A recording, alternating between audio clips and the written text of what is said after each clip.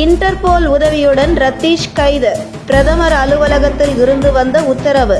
உதயநிதியை நெருங்கிய அமலாக்கத்துறை. டாஸ்மாக் ஊழல் தொடர்பாக டாஸ்மாகின் தலைமை அதிகாரி விசாகனிடம் அமலாக்கத்துறை நடத்திய விசாரணையை தொடர்ந்து டாஸ்மாக் அலுவலகத்தின் உயர் அதிகாரிகள் சங்கீதா, ஜோதி சங்கர் ஆகியோருக்கும் சம்மன் அனுப்பி விசாரணையை அமலாக்கத்துறை தொடங்கியிருக்கிறது. இந்த விசாரணையில் பல தகவல்களை அமலாக்கத்துறை சேகரித்து வருகிறது. இன்னும் 1 மாதத்திற்குள் இந்த விவகாரம் மிக தீவிரம் எடுக்கும் என்று எதிர்பார்க்கப்படுகிறது. அந்த வகையில் இந்த டாஸ்மாக் ஊழலில் இருந்து தப்பிப்பதற்காக நீதிமன்றம் சென்று பல மனுக்களை தாக்கல் செய்து தடை வாங்கிவிடலாம் என்று ஆளும் திமுக அரசு முயற்சி செய்து வருகிறது. ஆனால் அதையெல்லாம் சட்ட ரீதியாக அமலாக்கத்துறை முறியடித்து இந்த விசாரணையை அடுத்த கட்டத்திற்கு எடுத்துச் சென்று கொண்டிருக்கிறது. இந்த நிலையில் டாஸ்மாக் நிறுவனங்களில் அமலாக்கத்துறை சோதனை செய்வதற்கு முன்பே டாஸ்மாக் மூலம் எந்த மாதிரியான ஊழல் நடக்கிறது, இந்த பணம் எப்படி யார் மூலம் முதலீடு செய்து கருப்பு பணத்தை வெள்ளையாக மாற்றுகிறார்கள் என்கிற முழு விவரமும் பிரதமர் அலுவலகத்திற்கு தெரியப்படுத்தப்பட்டிருக்கிறது. அப்போது பிரதமர் நேரடியாக ஒரு உத்தரவு பிறப்பித்திருக்கிறார்.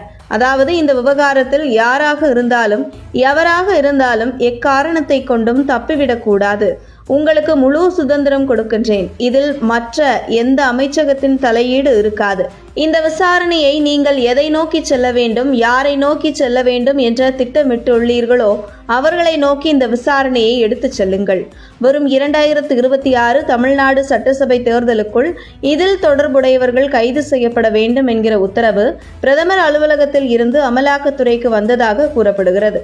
இந்த நிலையில் டாஸ்மாக் ஊழல் தொடர்பாக அமலாக்கத்துறை அதிகாரிகள் நடத்திய விசாரணையில் மிகப்பெரிய முன்னேற்றம் ஏற்பட்டு உதயநிதி நண்பரான ரத்தீஷிடம் அமலாக்கத்துறை நெருங்கும் பொழுது அவர் வெளிநாட்டிற்கு தப்பிச் சென்று விட்டார். ஆனால் அமலாக்கத்துறை கையில் வலுவான ஆதாரம் இருப்பதால் ரத்தீஷ் எங்கே தப்பிச் சென்றாலும் அமலாக்கத்துறை விடுவதாக இல்லை.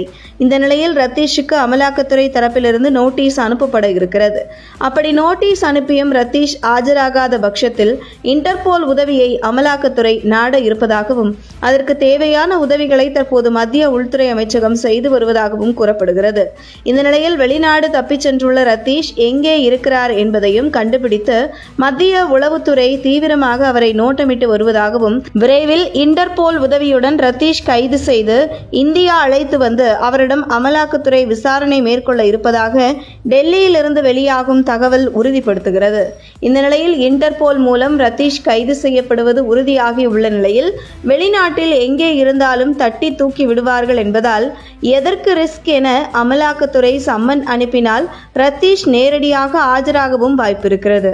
அப்படி ஆஜரானால் உதயநிதிக்கு மிகப்பெரிய சிக்கலை ஏற்படுத்தும் என்றும் அந்த வகையில் டாஸ்மாக் ஊழலில் அமலாக்கத்துறை உதயநிதியை நெருங்கிவிட்டது என்கிறது டெல்லி வட்டாரங்கள்.